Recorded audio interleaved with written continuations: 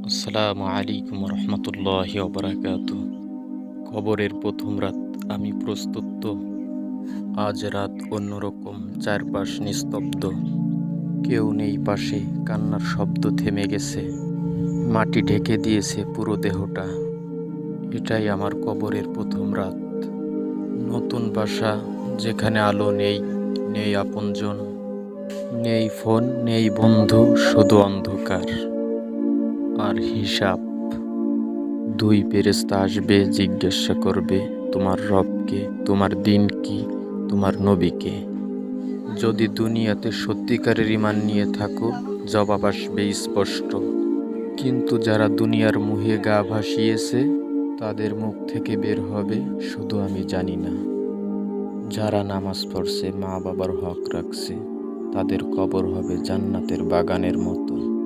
আর যারা দুনিয়ায় ভুলে গিয়েছিল আল্লাহকে, তাদের জন্য কবর হবে জাহান্নামের গর্তের মতো। তুমি কি প্রস্তুত সেই প্রথম রাতের জন্য? আজও সময় আছে, আসো ফিরে যাই আল্লাহর পথে। কারণ মৃত্যুর পর আর সুযোগ থাকবে না। শেষে লেখা আসবে, আজকের দিনটাই তোমার শেষ দিন। তওবা করো, আল্লাহ দয়ালু।